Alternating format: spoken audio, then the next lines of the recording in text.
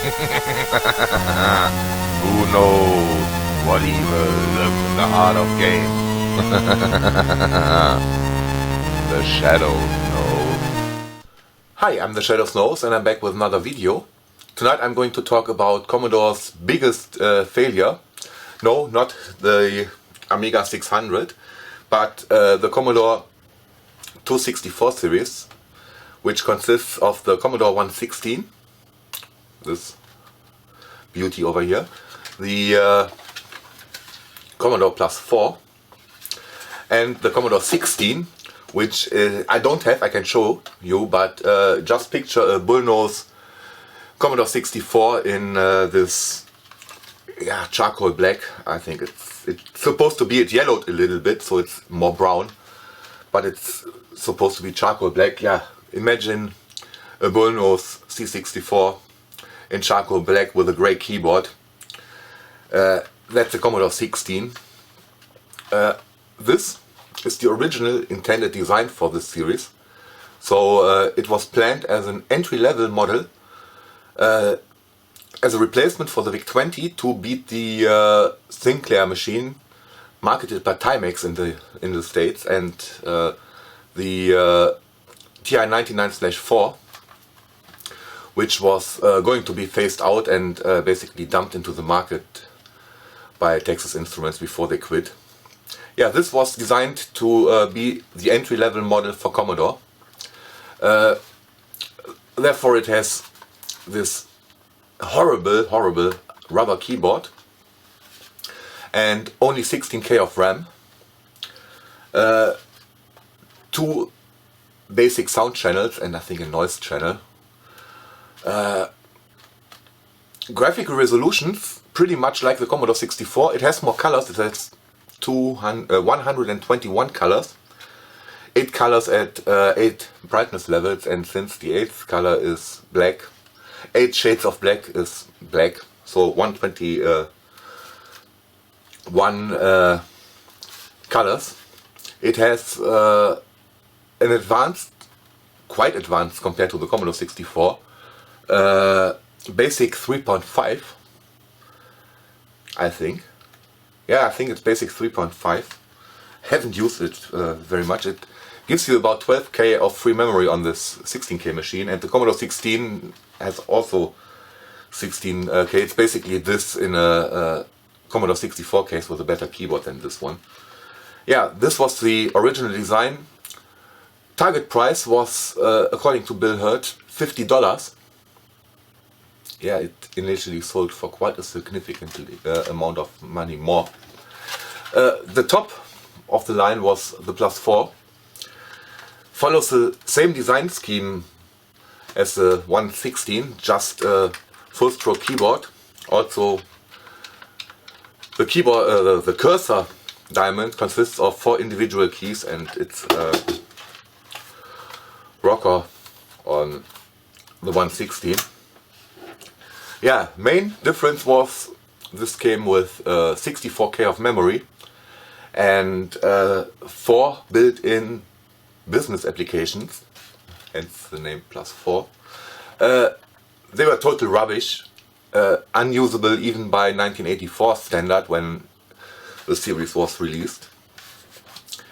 Yeah, port-wise, most people were whining about that the Commodore changed the joystick connectors to mini-DIN sockets for those, video socket, expansion port, memory expansion port and cartridge port. It also takes the 1551 floppy disk drive, which was specifically designed for this series. What's over there? That's the mini-DIN plug for the dataset drive. Also they changed the plug. Serial port for the 1541 disk drive and Commodore printers, a reset button, and an ordinary barrel connector for the power, 9V DC, I think at about 1 amp. And on the left there's an RF output. And people were whining that Commodore changed the connectors for the dataset and the joysticks, but if you have a closer look at the case, there isn't pretty much space for the edge connector dataset port, which would probably take up this entire space. And yeah, if they really had wanted it, I think they could have done it, but it would have meant that you probably had the video connector right here and or the video connector on this side, and yeah, the power connector also on this side. But yeah, it's not that much of a problem, or it wasn't back in the day where you could buy cheap adapters, and probably you didn't want to reuse the dataset. If we had a VIC-20, this wasn't that much of an upgrade. You really better saved a couple of months more and bought a C64. Then you could use your VIC-20 dataset. But later on, basically all of them were sold with the matching dataset. And I bought a Commodore 64 in 1985 when it was already clear that this series terribly failed, and you basically could hardly find any 1530 datasets.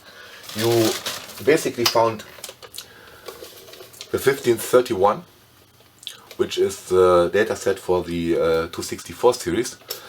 It has the small mini DIN plug, and they all came with an adapter, so you could use it on the Commodore 64. So after that, it was not that much of a problem, because you chances were high you had a 1531 anyways for your Commodore 64, and used an adapter for that, which was included, so not a big deal basically. Yeah, I would say port wise it's not that badly equipped. This one, again, video connector, 2 joystick ports, cartridge memory expansion port, a user port. I don't think it's compatible with the Commodore 64 ones. Then again, dataset port, what's that? Yeah, that's the serial port again.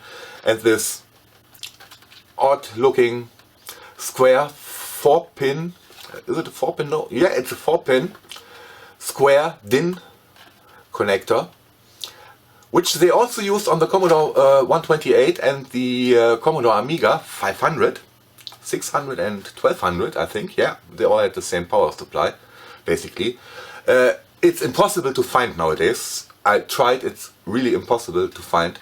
So if you ever want to build another power supply, make sure you have the matching plug. Yeah. So why was it a failure? Basically, this one was intended to sell for $50. I could not find any prices on this, nor could I on the Plus 4. I searched about 10 or so German magazines from that era. I found one price from July 1985 for the Commodore 16, and it was 298 German marks. So for comparison, in the same ad, a 48K Spectrum, which had 32K more memory, was $375, so about $75 more for a Spectrum. Yeah, the Commodore 16 had a real keyboard, not those horrible rubber keys. The Spectrum Plus in the same ad was $498, which I found quite expensive, that you had to pay a premium of over 100 marks for the Plus keyboard. And the Commodore 64, and I think that's the reason why the Spectrum wasn't really popular over here in Germany, from another ad was $550. So Spectrum Plus $498, 50 marks roughly for a premium for a Commodore 64 over a Spectrum, and the Commodore 64 definitely had a better keyboard, not to mention better graphics, better sound, joystick ports, which you had to buy extra for the Spectrum. But in the same ad as the 298 Commodore 16, they had an Atari 600 XL, also 16K of memory, for $148. yeah, half of the price of the Commodore 16. And 89 marks for the tape drive for the 600 XL. Yeah, just for comparison, about a year later, September 86 of Happy Computer, the C64 was down to 465, and the 1541 floppy drive was for 435. Quite expensive, still quite expensive. You could buy an Atari 800 XL for 179 and the floppy, the 1050, for 429. So you could save quite a lot of money if you bought an 8-bit Atari instead of a Commodore. No prices for the Spectrum in that ad. And yeah, I found in the August issue of the 64er magazine, also a German magazine, it mentioned a bundle of a +4 with the 1551, the disk drive they made for the 264 series, for 499. So yeah, you could either buy basically buy a C64 naked or a +4 with the matching disk drive. I think it was tempting for quite a lot of people who did not want to play games, because the basic of the 264 series is really advanced over the Commodore 64 basic, and on the +4 I think you got 60k of free memory in basic, which is quite nice. Significantly more than on a Commodore 64. So if you did want a computer for programming in BASIC, this was not a bad choice. Yeah, but you can see 298 German marks was, yeah, if I guess, I can only guess that this was $100 cheaper. So if you were lucky, you could find this one for 199, if you could find it at all. Yeah, that's, I think 200 German marks were roughly $100 back in 1986. I don't know, maybe a little less, but yeah. And you had to get a data set, at least a data set, to store your programs. That was, I think it was a little cheaper than the Atari one. So maybe you could get away with this and a data set for 250 German marks, or 350 German marks for the Commodore 16 with the better keyboard and the Commodore 64 case. I guess this, the +4 was probably much more expensive, and that's one reason why this series failed. Because later on, I think in 87, I'm not sure about that, but I guesstimate 87, when all was clear that the series was a total failure, they dumped it at Aldi, probably other cheap stores, and this, together with the data set, a joystick, I think, a Commodore joystick, which would fit directly into this, and you did not have to buy an adapter, and a basic tutorial, and with a tape that teaches you through the lessons, was sold for 100 German marks at Aldi. The Commodore 16 was sold for, I think, if I remember correctly, 150 German marks. The +4 was more expensive. I don't know for what that was sold, and I think they also sold the +4 with the 1551 as a bundle. I'm pretty sure for less than $4.99 in the end. So and it was really successful then. So or maybe they sold it off in 86 already. Not sure about that. Either 86 or 87, and it was really successful. They really sold like hotcakes. When they were sold at the price they were usually intended to sell, well, it came with a data set. so it made the bundle quite a bit cheaper. But yeah, I think you get the point. When they were sold as what they were designed, they sold well. So what should Commodore have done, in my opinion? And yes, the Plus 4 does work. It wasn't the TED that died, it was my TV, the TV tuner in my TV that died, which, yeah.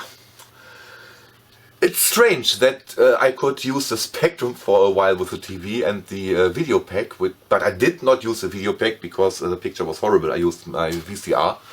But it did produce a picture on the Spectrum and it did produce this picture on the video pack, but not on the Plus 4. Don't ask me why. Strange things are happening all the time. Yeah, but I'm waffling. Yeah, the biggest failure Commodore was making was they did not sell this.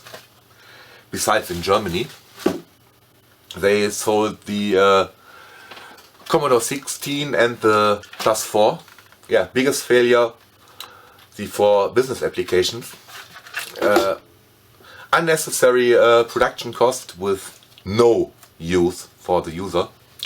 The rest of the machine is totally reasonable.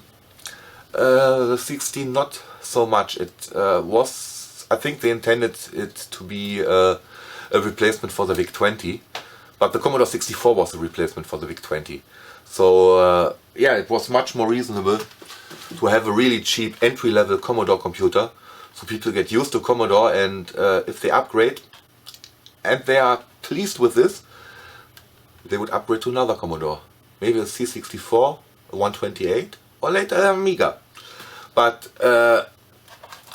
yeah, for $100, 100 German marks, $50, may probably 30 or 50, 40 pounds, really good value. But even with its flaws, but some of those flaws could have been easily addressed. So yeah, let me talk about the flaws. I already told you one flaw was the integrated business applications in the Plus 4. Totally useless. Another flaw was, remember, this was the original design. A cheap unit to beat the Timex machines designed by Sinclair in the States, and probably also beat the Sinclair machines over here in Europe. Simply by selling them cheaper and giving reasonable value. No problem that you needed a dataset for that.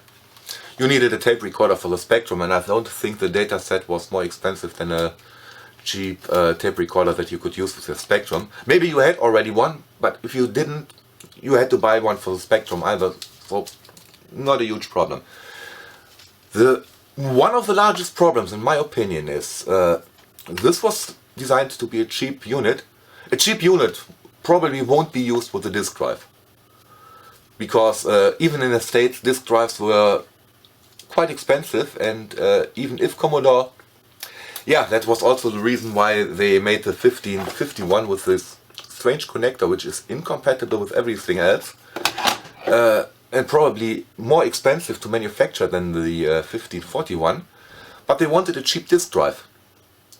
And they didn't want to butcher their market for the 1541, which sold reasonably well, at least here in continental Europe, and probably also in the States, if that was a thing still then.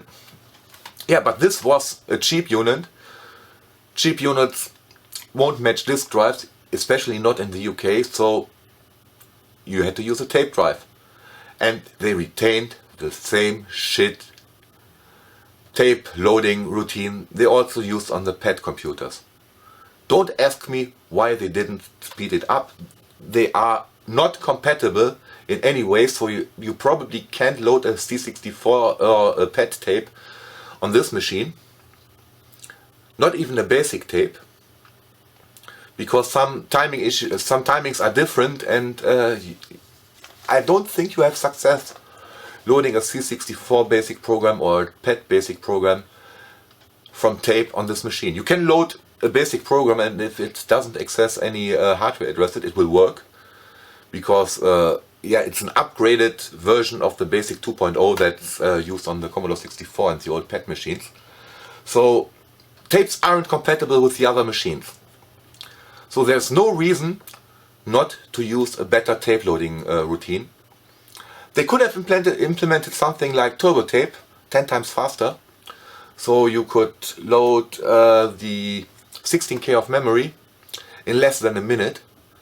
And I did not find, when I used turbo tape, I did not find it overly unreliable. So yeah, even if they had something with a better error correction or something a little bit slower than turbo tape to have it yeah, easier to handle bad tapes. 5 times faster. 1.5 minutes to load a 16K game. Perfect. So it takes 5 minutes, or yeah, most of the games have their own speed loader, but I think it would take more than 5, 6, 7, 8 minutes to load a 16K program. Totally unreasonable. There's no reason for keeping the old shitty tape loading routine. I already mentioned only 16K. That's another big problem for this series. I don't think there were ever any cheap memory expansions. I only found one, also in the August 86 ad from the 64er magazine. And it's a 64K expansion, external, which you plug into this port, for 139 German marks. I don't think they were significantly cheaper when they sold them off at Aldi, so you basically had to pay the same amount of money to get a memory expansion, which you wouldn't do. If you didn't want to play games, 16K was totally fine to make your first programs. You could do quite a bit. You can do quite a bit with 16K in BASIC. 12K free, the rest for some OS operations and for the screen buffer. But 12K to make your own steps in BASIC, perfectly fine. But 16K are not enough for games. And I link a playlist down below. There aren't many games I've played so far on the 264 series, but there will be more, even though most of them are really terrible. I think I played 10 or 15 games so far, and only one was halfway decent. And I didn't like the game concept of this, so yeah, the only game that was technically good, I didn't like. But yeah, you will see in the playlist that I link down below. 16K is really not enough for the machine. 32K would have helped a lot, but it would have made it significantly more expensive. But yeah, Commodore. Failure number 1, make it too expensive. Failure number 2, design a cheap machine that must be run with tape to be cheap, with a terribly slow tape loading routine. And failure number 3, don't offer a cheap memory expansion for this. Yeah, games, horrible, horrible, horrible. You can really feel that most of the games suffer from the lack of memory. A lot of games also suffer from the lack of talent and interest in programming the series, because it didn't sell well, and there was no huge revenue to be earned with making games for this. Some did make decent games, I think, and I also think they made decent amount of money out of those, because you didn't have much of a choice. It's not like on the Commodore 64, where there are literally 10,000 of games for that machines, and hundreds of great games, literally hundreds of good, really great playable games. Maybe you get a handful or two for the C16, and you can really feel that. Yeah, you can basically avoid any game that is done by a major company like Elite, or I think Gremlin Graphics also didn't really do good. Yeah, most of the companies didn't even release for it, but I think Ocean Elite and some others did release some games. The worst games for the worst names with the games with a big name totally suck. Bomb Jack is really shit, to be honest. Green Beret. I've watched Mainmeister's video on Green Beret on the Commodore 16 and it's hilarious. It's you can't describe it, you have to watch it. It's yeah, undescribable, bad. My second video featured Ghosts and Goblins on this machine, or my third video, I'm not sure. Also terrible conversion. Basically all big names are crap on this machine. There were some budget companies that made quite some playable games for this, even quite some impressive looking games for this. I haven't played, the Winter Olympics game really looks quite impressive. I haven't played it, so I can't tell you if it plays reasonably well, but it looks really impressive. It almost looks better than winter games on the Commodore 64. And I'm not sure if it runs on the unexpanded 16K machines. Yeah, but the huge problem was the series was not very popular. And since the 16K games did work on the plus 4 on the on the 64K machines, and if you expanded this to 64K or the Commodore 16 to 64K, the plus 4 games would also run on those. But yeah, hardly anyone went the effort to make a 64K game. There are 64K games, but most of them come from Hungary and are either hacks or games that were initially only released in Hungary, because I think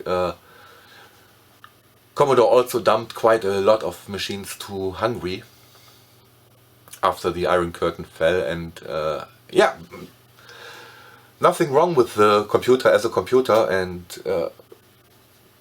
they did some quite impressive things with the plus 4, but I haven't spotted a game where I could say that this is really a good game. I want to play this. I want to have a 264 series machine for that. Maybe because I'm spoiled, but to be honest, I'm not sure if I wanted to exchange my 2600 for this. Good example is the game Commando. It is better on the 2600 than on this. I don't think there is a Green Beret on the 2600, but the games, at least the games I played on this series so far, are definitely worth the 2600 games. You could program it. I would have loved to program this, but I really was lucky that my parents listened to me and I got a Commodore 64. And they did not went the cheap route and bought me one of those, or a C16, which was really overpriced. I mean, $300 compared to 550 for the Commodore 64. I mean, yeah, 550 German marks was quite a lot of money, and you needed at least another 50, probably 60 or 70 bucks for the data set. So somehow I can see that parents bought the 264 series, and that was, well, it fitted. If it had been sold at the price that it was initially intended to, $200 for this with a data set in 1984, they would have sold like hotcakes. But it was 300 plus, let's say 50, so 350, or I would say 250, maybe 300 for this with a data set. No. Not if you could buy an Atari 600 XL for 150. No fucking way. Yeah, and I think you can see that I'm not a huge fan of this. For $100, 100 German marks, $50, really good value, especially for the 100 German marks. You got the complete bundle with the tape drive and the joystick. And even if it was 150 German marks, that was cheap. That was really cheap. Everyone could afford it. Yeah, Tramiel. Computers for the masses, not for the classes. But yeah, after Tramiel was kicked out of the company, they didn't really know what to do with their designs. And they never really got back on track. Another failure is the 128. I have a 128D sitting down there. Probably not going to pull it out.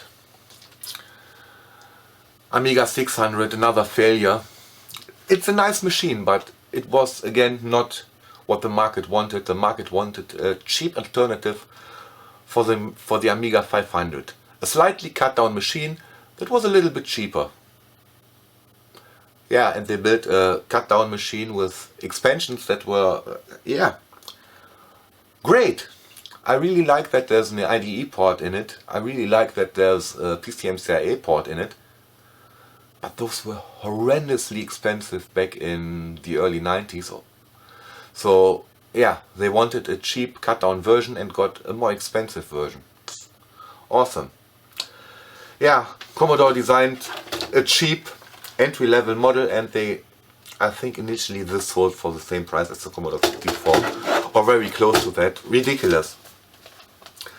It comes nowhere near in hardware power. Basically the same processor. Yeah, the integrated TED chip, no sprites, no scrolling.